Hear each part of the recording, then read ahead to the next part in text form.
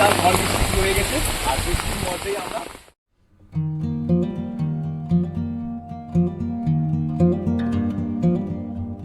আজ আমরা চলেছি সুন্দরবনের পথে। রাস্তার দুপাশে বর্ষার জলে ধুয়ে মুছে আরও সবুজ হয়ে ওঠা গ্রাম বাংলার মনোমুগ্ধকর দৃশ্য, বিস্তীর্ণ মাঠঘাট আর প্রকৃতির অপার সৌন্দর্য দেখতে দেখতে আমরা এগিয়ে চলেছি আমাদের আজকের বিশেষ গন্তব্যের দিকে। এই যাত্রাপথে আমাদের পেরোতে হবে সপ্তমুখী নদীর উপর নির্মিত বিশাল সপ্তমুখী সেতু। একসময় এই নদী পার হতে মানুষের ভরসা ছিল শুধুমাত্র নৌকা ও ফেরি, কিন্তু সময়ের সঙ্গে সঙ্গে সেই চিত্রও বদলেছে। আজ এই সেতুই সুন্দরবনের বহু মানুষের জীবনযাত্রাকে সহজ করে তুলেছে। কিন্তু সুন্দরবনের ঠিক কোথায় চলেছি আমরা, কি রয়েছে সেখানে, আপনারা কিভাবে পৌঁছাবেন এবং কেন জায়গাটি পর্যটকদের কাছে এত আকর্ষণীয়, সেই সমস্ত তথ্য এবং পুরো ভ্রমণের অভিজ্ঞতা থাকছে আজকের এই ভিডিওতে। তাই ভিডিওটি স্কিপ না করে শেষ পর্যন্ত আমাদের সঙ্গে থাকুন।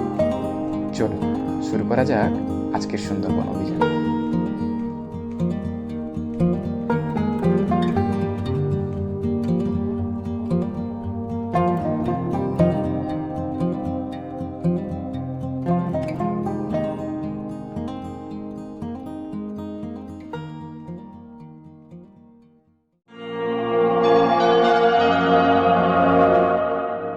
নমস্কার, সবাই কেমন আছেন? পাতিবুনিয়া রিভারজন চ্যানেলের আরেকটি নতুন ব্লগে আপনাদের সকলকে স্বাগত জানাই। তো আজকের আমরা চলে এসেছি সুন্দরবনের পাথর প্রতিমা, আর পাথর প্রতিমাতে রয়েছে ভাগবতপুরে রয়েছে কুমির প্রকল্প। তো চলুন আজকে এই কুমির প্রকল্প আপনাদেরকে ঘুরে দেখাবো, আর এছাড়াও এখানকার যে লোকাল এরিয়া সেটাও আমরা এক্সপ্লোর করবো। সম্পূর্ণ ভিডিওটা দেখতে থাকুন, আশা করছি ভালো লাগবে।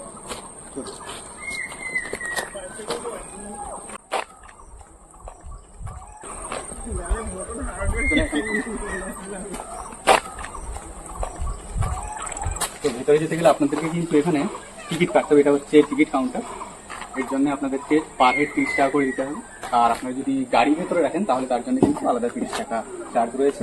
এটাই হচ্ছে কাউন্টার। টিকিট কাউন্টারের সামনেই রয়েছে এখানে একটা মন্দির, গঙ্গা মন্দির দেখতে পাচ্ছি, গঙ্গা মায়ের মন্দির। আরেকটা জিনিস আপনাদেরকে বলে দিই, এখানে কিন্তু ফটোগ্রাফি মোবাইলে আপনি যদি করেন, ফটো বা ভিডিওগ্রাফি করেন, সেটা ফ্রি, কিন্তু যদি মোবাইল বাদে অন্যান্য কোনো ক্যামেরা ইউজ করেন তাহলে কিন্তু তার জন্য আলাদা চার্জ রয়েছে। তো সেটা কিন্তু আপনারা অবশ্যই জিজ্ঞেস করে যাবেন। যদি আপনারা ভেতরে ভিডিওগ্রাফি করতে চান তাহলে অবশ্যই কিন্তু কাউন্টারে জিজ্ঞেস করে যাবেন। তো আমরা কিন্তু এন্ট্রি নিয়ে নিলাম।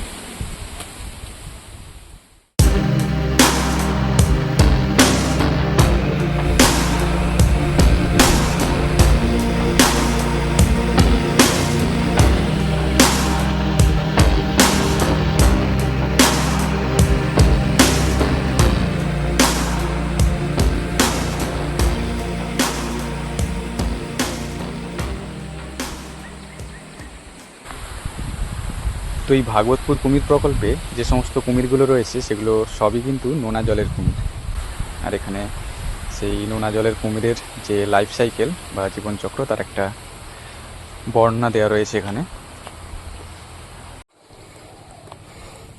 এই যে সামনে রুমটা দেখছেন এটাতে কিন্তু কুমিরের ডিম রয়েছে, যদিও ভেতরে প্রবেশের অনুমতি নেই, বাইরে থেকেই দেখতে হবে।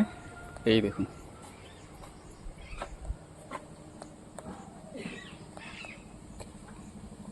এই যে দেখতে পাচ্ছেন জারের মধ্যে, এগুলো কিন্তু কুমিরের ডিম।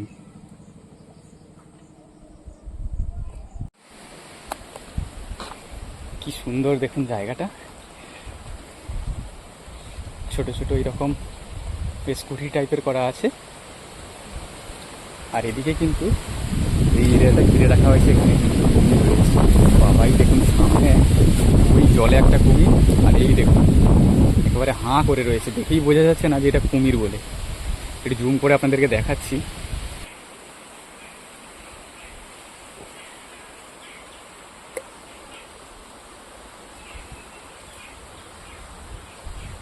আর এই কুমিরটাকে দেখুন, একেবারে জলের উপর স্থিরভাবে ভেসে আছে, কোনো নড়াচড়া নেই।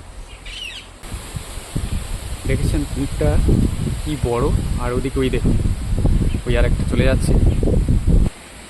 তো পশ্চিমবঙ্গের সুন্দরবনের এই ভাগবতপুর কুমির প্রকল্প এটি কিন্তু একমাত্র লবণ জলের কুমির প্রজনন ও সংরক্ষণ প্রকল্প। আর এই প্রকল্প শুরু হয় 1976 সালে। তার কারণ 1960 থেকে 1970-এর দশকে সুন্দরবনে যে লবণ জলের কুমির থাকে তার সংখ্যা দ্রুত হারে কমতে থাকে। এর কিছু কারণ রয়েছে, যেমন এই অবৈধ শিকার বা কুমিরের চামড়ার চাহিদা, বা আস্তে আস্তে মানুষজন যেহেতু এই সমস্ত জায়গায় ঘরবাড়ি তৈরি করতে শুরু করে, তো এই সমস্ত কারণে কুমির আস্তে আস্তে বিলুপ্তি হতে থাকে। আর সেজন্যই কিন্তু এই বিলুপ্তির হাত থেকে কুমিরকে রক্ষা করার জন্য ওয়েস্ট বেঙ্গল ফরেস্ট ডিপার্টমেন্ট 1976 সালে ভাগবতপুরে এই প্রকল্প চালু করেন। আর এই প্রকল্পের মূল উদ্দেশ্যই ছিল যে লবণ জলের যে কুমির, সেই কুমিরের সংখ্যা বৃদ্ধি করা। তো এই কাজটা করার জন্য বেশ কয়েকটা স্টেপ রয়েছে। যেমন প্রথমে কী করতে হয়, প্রজনন মৌসুমে বনকর্মীরা যে প্রাকৃতিক বাসা, কুমিরের যে প্রাকৃতিক বাসা, সেখান থেকে কুমিরের ডিম সংগ্রহ করেন। আর তারপরেই সেই ডিমগুলোকে এনে ইনকিউবেশন যে সেন্টার রয়েছে সেখানে রাখা হয় একটা নিয়ন্ত্রিত তাপমাত্রায়, যাতে সফলভাবে যে বাচ্চাগুলো ফুটতে পারে। আর তারপরে সেই ফোটা বাচ্চাগুলোকে একটা আলাদা ঘিরে বড় করা হয় এবং তার মধ্যে নিয়মিত খাবার দাবার দেওয়া হয় বা তাদের যে স্বাস্থ্য সেগুলো পর্যবেক্ষণ করা হয়। আর এরপরেই যখনই মোটামুটি তারা বেঁচে থাকার মতো সক্ষম হয়, তখন সুন্দরবনের যে নির্দিষ্ট এলাকায় সেখানে ছেড়ে দেওয়া হয়। তো এইভাবেই কিন্তু পুরো প্রসেসটা চলে। আর এটাই এই ভাগবতপুর কুমির প্রকল্পের মূল উদ্দেশ্য। তো বর্তমানে এই প্রকল্পটি গবেষণা, পরিবেশ শিক্ষা এবং ইকো ট্যুরিজমেও বেশ একটা গুরুত্বপূর্ণ অবদান রাখে। প্রতি বছর প্রচুর ট্যুরিস্ট আসে, যারা সুন্দরবন ভ্রমণে আসেন তারা কিন্তু এই ভাগবতপুর কুমির প্রকল্পে ঘুরতে আসেন।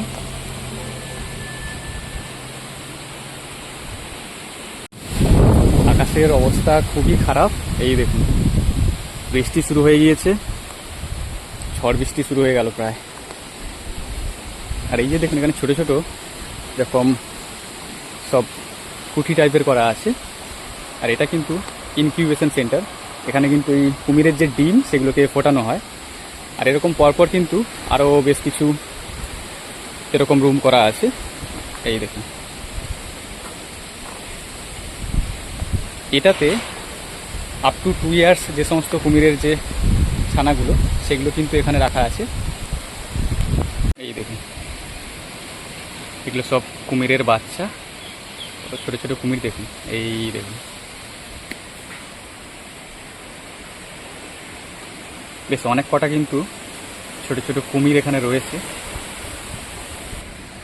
একটা কুমির এখানে উপরে উঠে আছে, নিচে আরও তো রয়েছে, এই দেখুন।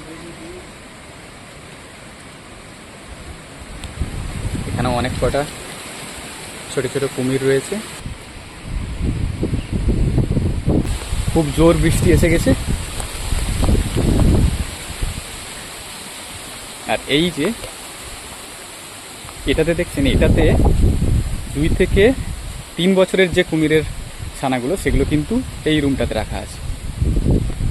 দেখাচ্ছি আপনাদেরকে, যেহেতু জাল দিয়ে ঘিরে রাখা আছে এরিয়াগুলো, তাই ভালো করে দেখা যাচ্ছে না, আমি তবুও জুম করে করে একটু দেখাচ্ছি। এই দেখতে পাচ্ছেন জালের মধ্যে থেকে। তো এই যে কুমিরগুলো, এই কুমির ছানাগুলোর বয়স কিন্তু 2 থেকে 3 বছর।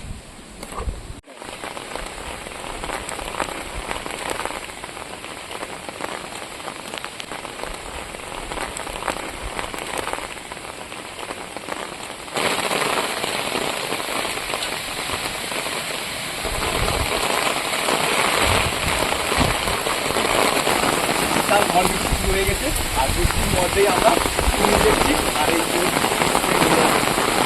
এইভাবেই কিন্তু বৃষ্টির মধ্যেও এখন এই সুন্দরবনের এই সুন্দর উপভোগ করার আলাদাই একটা মজা। আর এই যে সামনে যে ছোটো ছোটো রুমগুলো দেখছেন, এগুলোর মধ্যেই কিন্তু কুমির রয়েছে, বিভিন্ন সাইজের কুমির রয়েছে। এটাতে যেমন রয়েছে 2 থেকে 3 বছরের বয়সের যে বাচ্চা কুমির, সেগুলো কিন্তু এই জায়গাটার মধ্যেই রয়েছে। ওয়েদার দেখুন, সুন্দরবনে এরকম ওয়েদার, সেখানে আলাদাই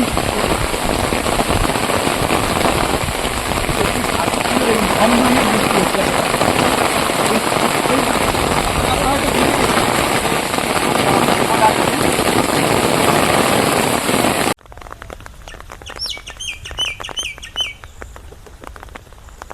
চলুন এদিকটা একবার ঘুরে দেখে আসি, এদিকে কি রয়েছে। মোটামুটি অনেকটাই এরিয়া, এদিকেও আরও বেশ খানিকটা এরিয়া রয়েছে। চলুন।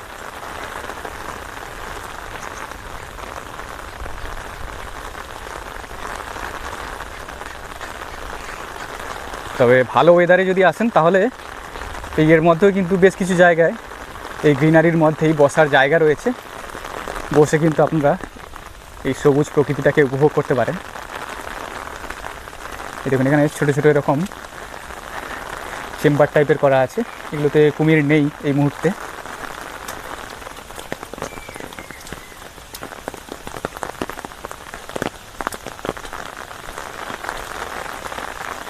এগুলোতেও কিছুই দেখতে পাচ্ছি না।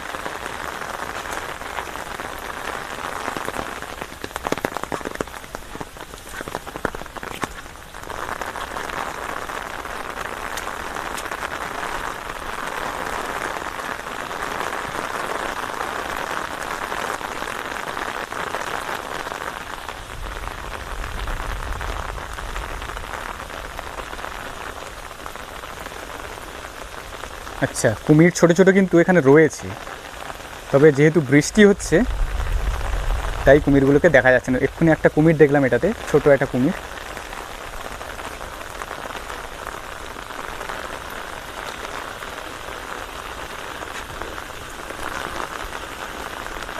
দেখুন এখানে একটা কুমির, ওই যে দূরে টিনের যে ছাউনিটা রয়েছে, যেহেতু বৃষ্টি হচ্ছে তাই ছাউনির তলায় কুমিরটা এখানে শুয়ে আছে। এটা কিন্তু আর একটু বড় সাইজের কুমির। আর এখানে দেখুন, এখানে একটা সুন্দরী গাছ রয়েছে, একটা নয় বেশ কয়েকটা সুন্দরী গাছ রয়েছে। এই যে গাছটা দেখছেন সামনে, এটা কিন্তু সুন্দরী গাছ। এখানে দেখুন লেখা রয়েছে, বেশ কয়েকটা পরপর এখানে সুন্দরী গাছ রয়েছে।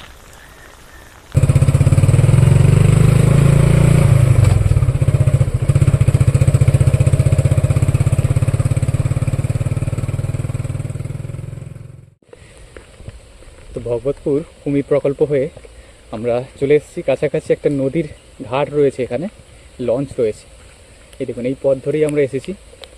এটা কিন্তু একেবারেই নদী এরিয়ার মধ্যেই, আর এই হচ্ছে ঘাট। চলুন একটু নদীর ধার থেকে ঘুরে আসি। এখনও আবার বৃষ্টি শুরু হয়েছে, আর তার মধ্যেই ঘুরে দেখছি এই সুন্দরবনের প্রাকৃতিক পরিবেশ। আর কি সুন্দর দেখুন আশেপাশের এই প্রকৃতি। এখানে একটা লঞ্চও রয়েছে।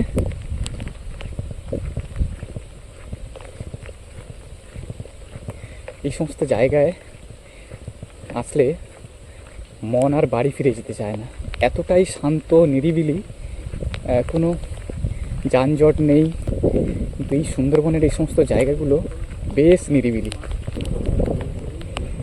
এই হচ্ছে লঞ্চ ঘাট, দুটো লঞ্চ রয়েছে,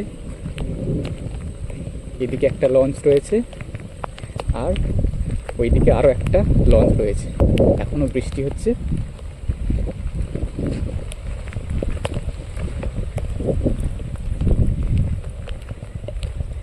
আর এই নদীর নামটাকে আমি পরবর্তীকালে ভিডিওতে অ্যাড করে দেবো, এই নদীর কি নাম।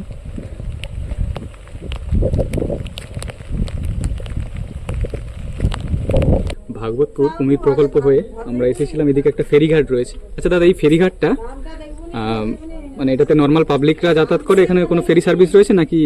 হ্যাঁ, ফেরি সার্ভিস রয়েছে আমাদের। আগে তো অনেক মানুষজন হতো, তবে আমাদের ওই গঙ্গাধরপুর ব্রিজ হয়ে যাওয়ার পরে এখানে লোকাল সাধারণ মানুষ যাতায়াত কম। অবশ্য এক টাইম করে সকালেই 7:30টার সময় একটা নৌকা দেয় চন্দনপিড়ি অবধি, পরে আর দেয় না। আচ্ছা, মানে এখান থেকে চন্দনপিড়ি। চন্দনপিড়ি।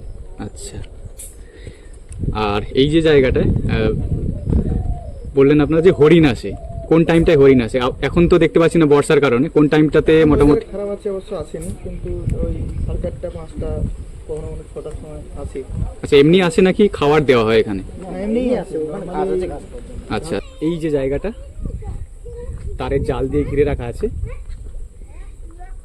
এই জায়গায় কিন্তু হরিণ আসে, যদি এখন বৃষ্টির কারণে হরিণগুলোর দেখা মিলছে না, তবে আপনারা যদি অন্য টাইমে আসেন তাহলে কিন্তু হরিণ দেখতে পাবেন এই জায়গাটা।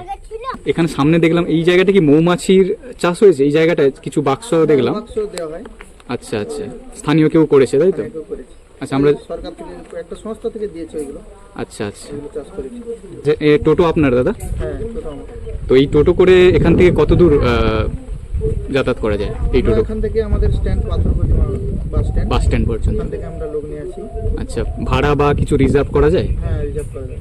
ভাড়া ওখান থেকে নর্মালি ভাড়া আপনার ধরুন স্ট্যান্ড থেকে ফরেস্টার অফিস 30 টাকা ভাড়া, আচ্ছা আর রিজার্ভে আপনারা একজন এলেও 150 টাকা দিতে হয়, আর 5 জন এলে 150 টাকা দিতে হয়। ওর উপরে গেলে এক্সট্রা চার্জ লাগে আমাদের। আচ্ছা আচ্ছা। ভাগবতপুর এটা পাথর প্রতিমারই মধ্যে তাই তো? পাথর প্রতিমা ব্লকের। পাথর টেম্পলের অন্তর্গত। আচ্ছা, আপনাদের ছোটবেলায় পাথর প্রতিমা আপনারা যেমন দেখেছেন আর এখনকার মধ্যে কতটা কি কোনো পরিবর্তন হয়েছে? আমাদের এইটা তো আগে ইটের রাস্তা ছিল, আচ্ছা, আচ্ছা। চলার যোগ্য ছিল না। পরবর্তীকালে পরিবর্তন হচ্ছে, বা কারেন্ট বৈদ্যুতিক আলো ছিল না, এগুলো এসছে। আচ্ছা আচ্ছা, মোটামুটি পরিবর্তন হয়েছে। হ্যাঁ, আরো কিছু চাইবো পরে যাতে হয় একটু। পরে হ্যাঁ, সবাই তো বেটারটাই চাই। ঠিক আছে দাদা, ভালো লাগলো কথা বলে, আর আপনাদের এরিয়াগুলো ঘুরে দেখলাম। হরিণটা জাস্ট শুধু দেখতে পেলাম না, পরে সময় পেলে আবার আসবো। তো বন্ধুরা, আপনারা কিভাবে এই ভাগবতপুর কুমির প্রকল্পে আসবেন তার রুট ম্যাপ আমি এখানে দিয়ে দিলাম। আর আজকের ভিডিও এখানেই শেষ করছি। ভিডিওটি কেমন লাগলো আপনারা অবশ্যই কমেন্টে জানাবেন, আর ভিডিওটি যদি ভালো লেগে থাকে তাহলে চ্যানেলটিকে সাবস্ক্রাইব করে পাশে থাকবেন। দেখা হচ্ছে পরবর্তী আরেকটি নতুন কোনো ব্লগ ভিডিওতে। ততক্ষণের জন্য সবাই সুস্থ থাকুন। শুভরাত্রি।